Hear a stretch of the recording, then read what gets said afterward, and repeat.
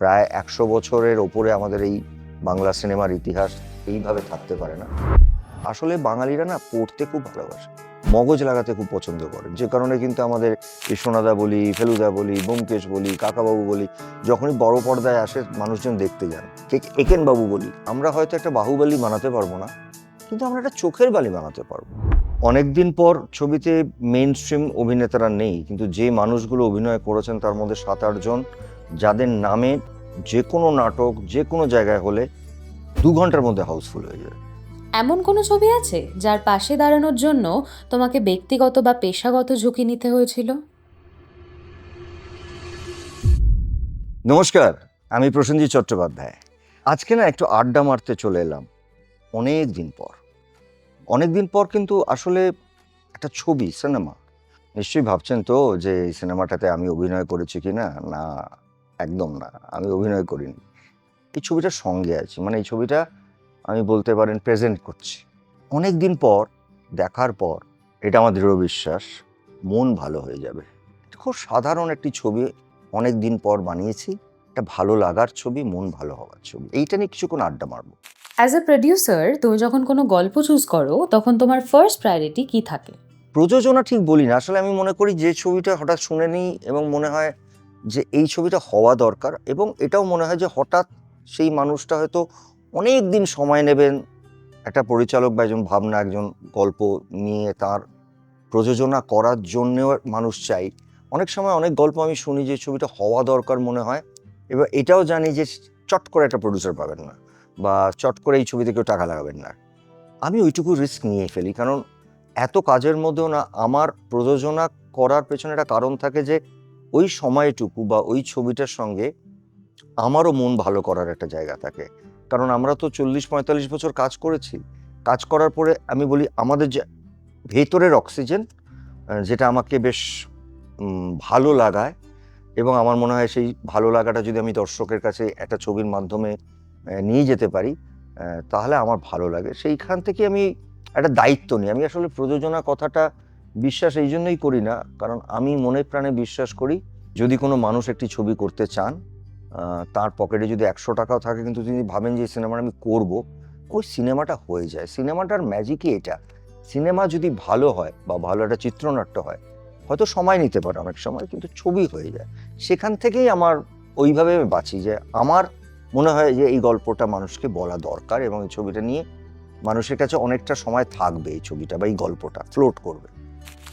তোমার কাছে কোনটা বেশি গুরুত্বপূর্ণ, একটা ভালো গল্প বলা নাকি বাংলা সিনেমাকে নতুন দর্শকের কাছে পৌঁছে দেওয়া?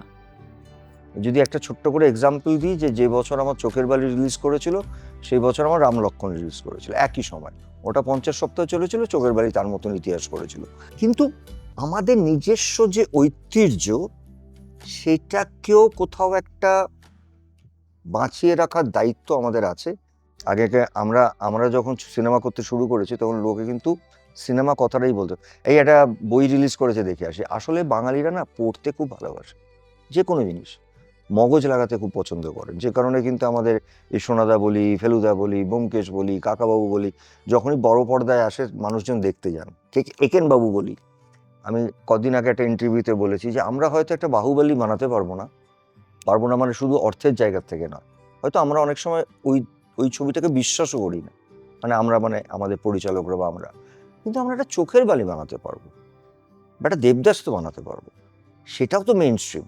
তো আমার বক্তব্য হচ্ছে যে এই আমাদের রুট নিয়ে ছবিগুলো যদি একটু হয়, আমি দেখতে পাচ্ছি যে তাহলে কি হয়, ছবিটা শুধুমাত্র আমাদের বাংলার মধ্যে থাকে না।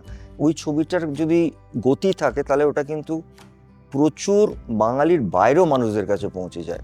তো end of the day it has to be a good film, and a film যেটা লোকে গল্পটা যেটা রিলেট করবে তাদেরকে, তাদের জীবনবোধকে, এটাও হওয়া খুব দরকার আছে বলে আমার মনে হয়। অনেকদিন পর সিনেমাতে কোনো মেইন স্ট্রিম অ্যাক্টার্স নেই, তাহলে এই ছবিটা করার সিদ্ধান্ত নিলে কেন? অনেকদিন পর ছবিতে মেইন স্ট্রিম অভিনেতারা নেই, কিন্তু যে মানুষগুলো অভিনয় করেছেন তার মধ্যে ৭-৮ জন যাদের নামে যে কোনো নাটক যে কোনো জায়গায় হলে ২ ঘন্টার মধ্যে হাউসফুল হয়ে যায়। তারা নাটকটা দেখতে কারা যাচ্ছে, তারাও তো মেইন স্ট্রিম, হয়তো একটা অন্য এরিয়ার মেইন স্ট্রিম। তো আমার বারবার মনে হয়েছিল অনেকদিন পর, আমার পরিচালকের মনে হয়েছিল, এবং তার উপরে আমি কোনো যে চরিত্রগুলোকে আমরা জ্যান্ত করি, হয়তো তারা তো থিয়েটারের স্টার, তো আমার কাছে ওইটা মনে হয় না। এই ছবির জন্য চরিত্রগুলো যত খুব অরিজিনাল মনে হয়, খুব লিভিং মনে হয়, রিলেটেবল মনে হয়, সেখান থেকেই কাস্টিংটা করা। এমন কোনো ছবি আছে যার পাশে দাঁড়ানোর জন্য তোমাকে ব্যক্তিগত বা পেশাগত ঝুঁকি নিতে হয়েছিল? পাশে দাঁড়ানো কথাটাকে আমার খুব আপত্তি, কারণ আমি মনে করি যে দর্শকরা সবসময় আমাদের পাশে আছেন, আমাদের ভালো কাজ করে যেতে হবে।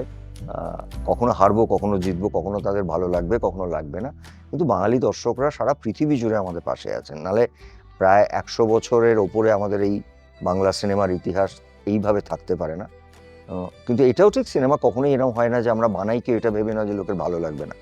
আমি যে কোনো ভালো বাংলা ছবি, যে কোনো একটু অফবিট ছবি, আমি চেষ্টা করি আমার মতন করে তাদের সঙ্গে থাকা, এবং আমি মনে করি এটা আমার নিজের ভালো লাগা। এবং অনেক সময় আমার এরকমও হয়েছে যে আমার হয়তো টাইম নেই, আমি নিজে দর্শকের মধ্যে গিয়ে জাস্ট নর্মালি, মানে তারা জানেনও না, আমি গিয়ে ছবিটা দেখে তারপরে আমার ছবিটা দেখে যা মনে হয়েছে আমি লিখেছি।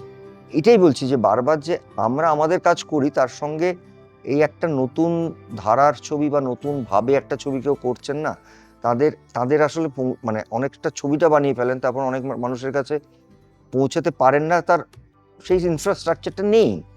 সেখানে যদি আমরা প্রত্যেকে একটু দায়িত্ব নিয়ে তাদের সঙ্গেও থাকি না, এই ছবিগুলো কম চলবে, কম লোক দেখবেন, কিন্তু দেখেন।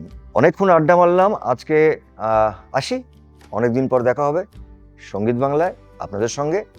আর আমাদের একটি ছবি অনেকদিন পর রিলিজ করছে, গান অলরেডি মানুষের খুব ভালো লেগে গেছে, ট্রেলারও খুব ভালো লেগে গেছে। ছবিটা রিলিজ করছে 26শে জুন, আপনারা এসে দেখবেন, আমার মনে হয় আপনাদের সবার মন ভালো হয়ে যাবে। ভালো থাকবেন সবাই, সুখে থাকবেন, আনন্দে থাকবেন।